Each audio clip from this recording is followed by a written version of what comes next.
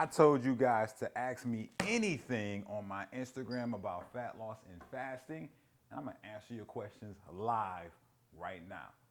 Now, before we get to it, if you are new to the channel, my name is Coach Corey Armstrong. I help you get ripped without all the BS diets. If you want more content from me, go ahead, subscribe, drop that flex emoji below, and I'll make more videos for y'all. Without further ado, let's get into it. I got my handy dandy droid here with the questions.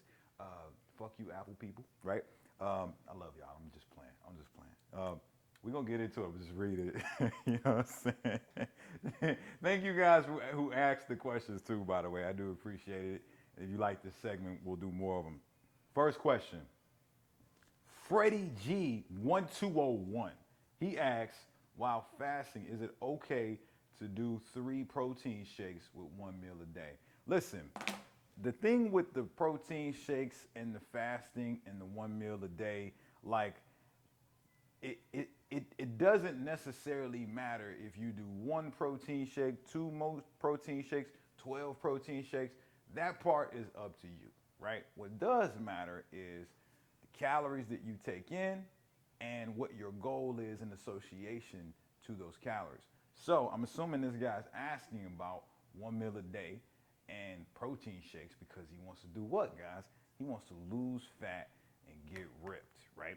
He's eating the protein or drinking it in this case so that he can maintain lean muscle mass, and he's fasting aggressively to do what? Get into a calorie deficit to lose fat, right? Is there going to be a detriment to him taking in 3 protein shakes? Not really, right? Would I encourage him if I was coaching them to do more food? Absolutely, right? Whole foods over protein shakes any day. Your body's going to be able to get better value from actual food versus any supplement. That just is what it is. But if you got to just drink your protein to get to your numbers, man, because you only eating 1 meal and you just don't got enough space for, I don't know, 2 pounds of meat, pause, right? Then what you do is you drink, right? You drink your protein to get to your numbers. I don't give a fuck how many shakes you got to do. Just get to it, right? And what your numbers are is going to be very specific to the individual. So that's my advice, Mr. Freddie G. Next up, we got B.A. Ward, 71. He says, is there a significant difference in results between 14 and 16-hour fasting periods? That's an excellent question, B.A. Ward. Nah, not really, man. That's 2 hours. It's not significant at all, right? So I'm assuming you're asking that. Maybe you're teetering on the edge of deciding which fasting window you want to go with. Do you want to fast 14? Do you want to fast 16? Do whichever one you can do consistently, right? It's not going to give you any value if one day, man, I'm doing 14, the other day I'm doing 16, and man, this is too much. So then you fall off day 3. No, you just pick one and stick to it because it's the one you can do consistently. I fast 16 hours most of the time, not because that's a magical amount of time to fast. It's just more conducive to my lifestyle. First thing in the morning, I'm not thinking about food. I'm thinking about getting up, making sure that I meditate, I do my morning routine, I'm setting up my staff for what they need for the day, I'm coaching my clients, making sure that they got what they need for the day, and then I do my workout. And then after that, okay, now it's time to eat. But at that point, like essentially I've set up my lifestyle in a way to where it just ends up being 16 hours. If it ended up being 14, that could be cool too, right? But I'm focused on what? Consistency, right? Let's go to the next one. Shaw with 2 W's, 82 asks, is it a bad thing to only eat 1 meal a day while keeping yourself properly hydrated? Nah, man, it's nothing wrong with that. You know, 1 meal a day can work. No meals a day can work as well. It just depends on 1, what your goal is, and 2, really like how much calories that you have on your body. Well, what are you talking about, Coach Corey? If you're not eating, there's no calories on your body. I'm talking about that body fat you got, right? That's your body's natural reserves of calories. So, for example, I probably wouldn't be able to fast a whole week, right? Because I don't have a ton of body fat on me, right? If I fasted a whole week, I'd be sacrificing not only the fat that I have, but also muscle, right? Because I just don't have a ton of body fat. Whereas somebody who's really big, right, 300 pounds, 400, whatever, like you want to throw some numbers out there, this person could fast a longer period of time than me without anything, right? So if you're asking me, let me go back to the question. You know, can you eat one meal? Yeah, you can eat one meal, you eat no meal. It just really just depends on where you're at, how much body fat you carry, right? And then obviously what your goal is. If you guys want more info on that fasting, like there's this guy named, what's his name? The guy who did the longest fast in human history? I don't know if I told Bria about this. I don't know why I'm asking her. Let me get a little sippy sip. It's a sippy sip break for y'all. There's this guy. There's this guy named Angus, right? His last name, I don't know how to pronounce it. But he recorded the longest fast in human history. It was over a year. It was over 300 days, right? Angus was big as hell though, right? And Angus lost over 200 pounds fasting for over a year, only drinking water and taking a multivitamin, right?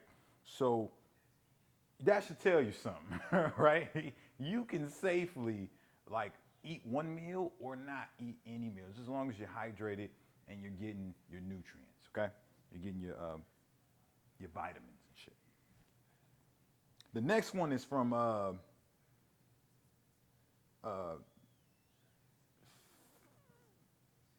Finn's Tackman. That sounds like a video game character. What do you do after a day of bad eating? Man, depends on what we're talking about. You know what I'm saying? Like, you know, if it's a day of bad eating, you know, from me meeting somebody who wasn't a good meal, I just dump her, right? I don't spend no more time with her.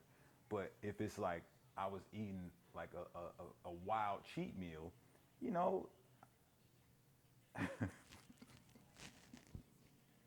no, in all seriousness, what do I do after a day of bad eating? I just get back on track, man. I ain't too much focused on the past, man. I'm focused on the future. If you're in the car, what do you focus more on? What's in the windshield or what's in the rear view, right?